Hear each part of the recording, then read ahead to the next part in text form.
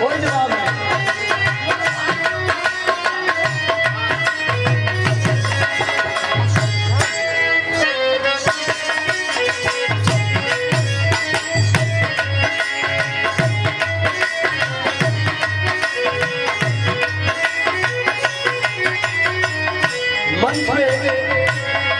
सभी हमारे अभिभावक बैठे हैं, माँ के लिए हम कहते हैं क्या? हो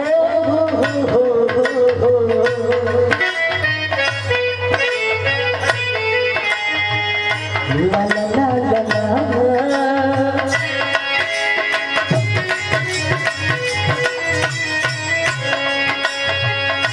जगत दुरावे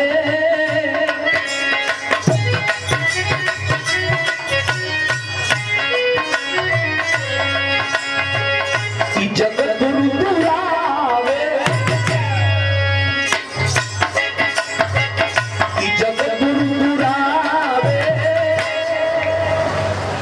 अरे तमाइए दुलारनी जगत दुरावे तमाइए दुलारनी।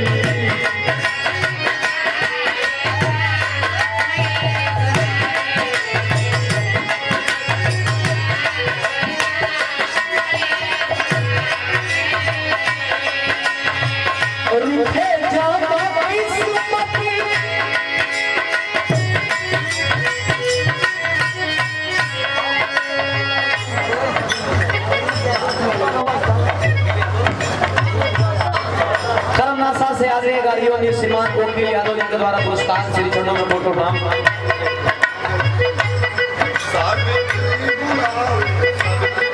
जी जी जी सही भाई जी जी जी आज में पूरा गुरु जी के द्वारा पुरस्कार कोट कोट नाम गुरु जी के श्री चरणों में कोट कोट नाम सब भेद के प्रणाम बात सब भेद के प्रणाम कैसे जगत दुरावे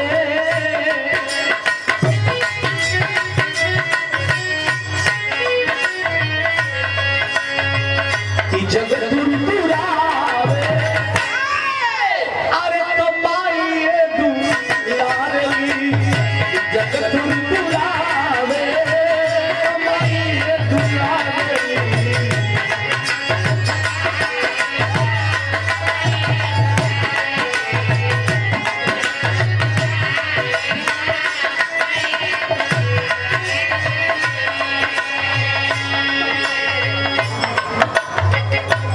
हमारे वकील यादव जी करमनासा से पुरस्कार सामान 100 रुपया आपके श्री चरणों में कोट नाम दिल से धन्यवाद कहे के बता रूठे जाता किस्मती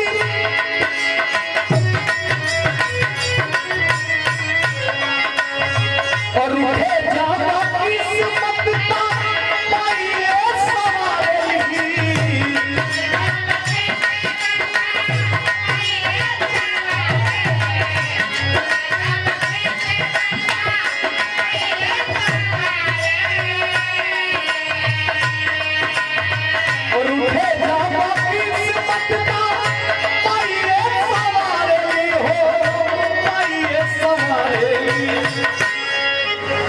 जगत दुरावे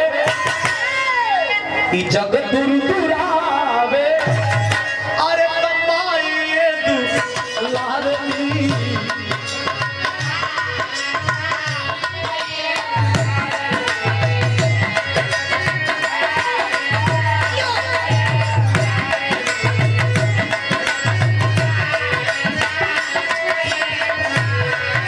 पुनः पुरस्कार वकील यादव जी करमनासा की धरती से माँ के बंगला पे माँ कौन है? माँ वो है जो बच्चे को चोट लगने पे माँ को घास हो दर्द का वो माँ। एगो पहलवान आदमी का कहला कि हम बहुत बड़ा पहलवान है वो पहलवान जो कुंटल कुंटल का भार उठा करके जिम में जाता है पसीना बहाता है अगर उस पहलवान के पेट में 5 किलो का पत्थर रख दिया जाए तो आधे घंटे में वो सहन नहीं कर सकता है। लेकिन बार माँ तेरे जैसे दुनिया में कोई सानी हुई है क्या? 9 महीना अपने बच्चे को अपने इसी उदर में अपने घर में रख करके चलती है, सर्दी गर्मी बर्दाश्त करती है, ये दुनिया दिखाने का मौका देती है। मैं तो तुझसे बड़ा बलवान और तुझसे बड़ा पहलवान नहीं मानता। एक माँ अपने बच्चे के विषय में हमेशा शुभ सोचती है। ये पुरस्कार दिया गया, धन्यवाद देते हैं। पुरस्कार कामेश्वर राम जी ग्राम केसरी ठेकेदार महोदय, ये आपके द्वारा पुरस्कार सरदार 200 रुपया आपके श्री चरणों में कोट प्रणाम। जय गुरुदेव। वकील यादव जी सैद राजा की धरती से कोट प्रणाम। बचपन में मन आवत सूरत रली जाता बनले का सार बनोई हो जगतिया में कोई नहीं हो सकता बनले का सार बनोई हो जगतिया में कोई नहीं। अपना अपन प्यार से एक आदमी मजाक में लेला, लेकिन बड़ा बहुत चिंता कैला के बाद पता चलेला कि तोहार बनल हो, तोहार चलत हो, तो तोके सारो भेटा जाई है, एक ना 1000 भेटा जाई है। तोहार बनल हो माई बहिनवन, तोहार बनल हो तो तोके सारो भेटा जाई है। तोहार बिगड़ जाई तो तोके बनोई हो ना मिले, लेकिन माई तोहरा बनलो में संगे रही है, तोहरा बिगड़लो में संगे। अच्छा माई कबो ना अपने बेटा के विषय में बेकार सोचे, अपने बेटा के विषय में सोचे ले कि बढ़िया पढ़ लिख के डॉक्टर बन जाए, इंजीनियर बन जाए। अच्छा लड़का छोरो शिवचरण भैया, माई का प्यार देखा, अगर लड़का छोरो हो तो माई सोची कि बेटा तो चोर निकल गई, कब पकड़ा सोचली ना। मैंने अपना लड़का के विषय में कबो बेकार ना सोचे, भले लड़का चोर है तो सोचे माई लड़का बात तो चोर निकल रही, हे भगवान को पकड़ा आई नहीं, चोरी लगातार करत रही माई गई मामला। हमारे भैया के नमोना मत नहीं है भैया, चलिए हमारे भैया के द्वारा पुरस्कार से उनका कोट प्रणाम। लेकिन क्या है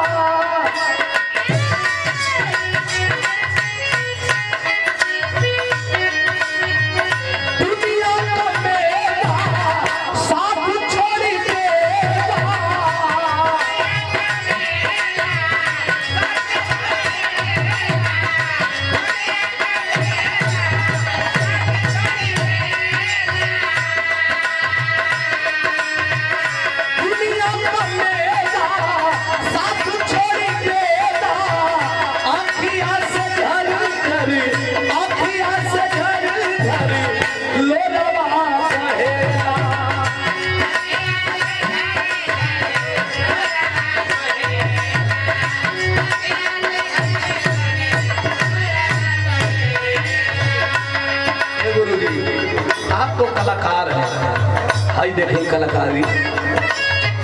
दुनिया को मेरा साथ छोड़ देगा, आँखियाँ से झर झर लोलवा बहेगा।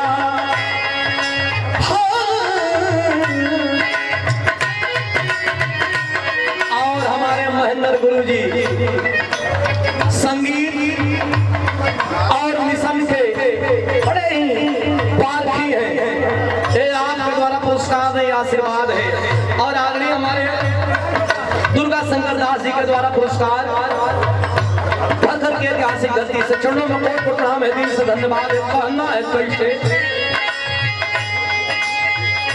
आगे महेंद्र गुरु जी के सम्मान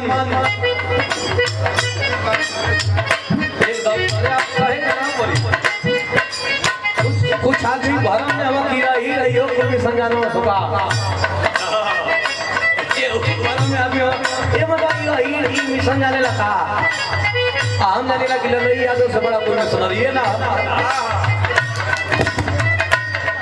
हम जाने लगा कि लड़ाई यादों से बड़ा कोई मिशनरी ना। हम तो यो जाने लगा कि प्रोफेसर डॉक्टर लक्ष्मण ये हो बहुत बड़ा मिशनरी, हमें भी मौका दिया जाए मिशन की बात किया कैसे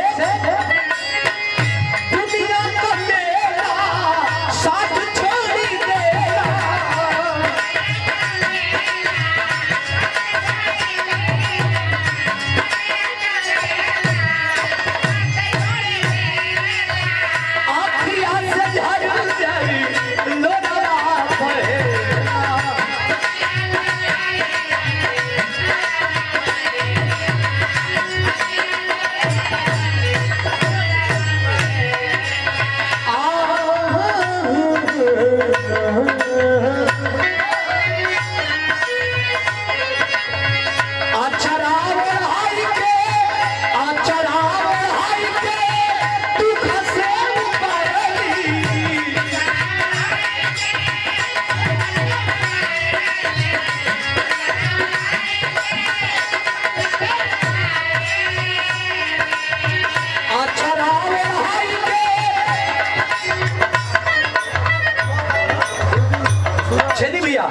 पुरस्कार पहले भी लेकर भैया भाई भी दे बनी और हमारे शिवशरण भैया के बड़े भैया हमारे बड़े अजीज है कारीजीवन और महेंद्र मास्टर जी के चाचा जी के द्वारा भी पुरस्कार दिया गया। कोट कोट नाम हमारे शिवशरण भैया के बड़का भैया के द्वारा पुरस्कार दिया उनका कोट कोट नाम बा दिल से धन्यवाद बा। जगत भैया के द्वारा पुरस्कार दिल से धन्यवाद प्रणाम करेंगे। जमुई के धरती से पंचायत स्तरीय शंभू भैया सफाई कर्मी आपके द्वारा पुरस्कार धन्यवाद प्रणाम पहुंचे। सुभाष राम मसाड़ी हमारे वाले मसाड़ी अच्छा दिल से धन्यवाद प्रणाम बताई से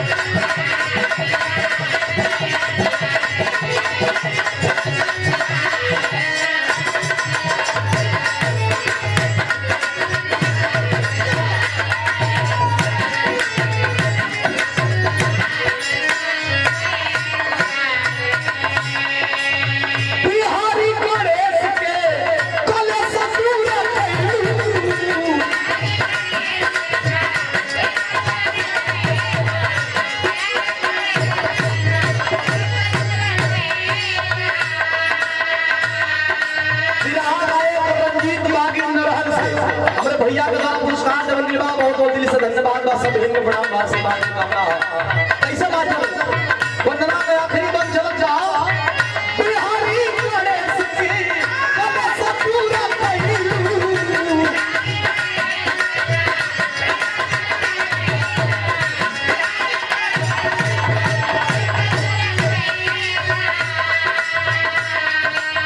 और राम देव चंद्रिका के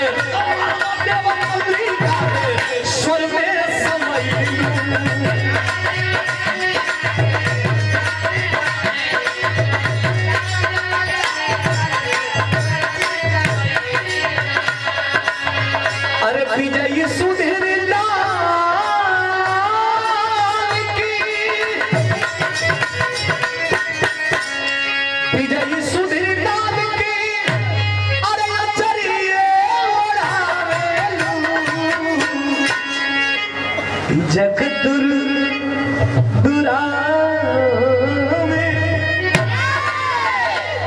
जग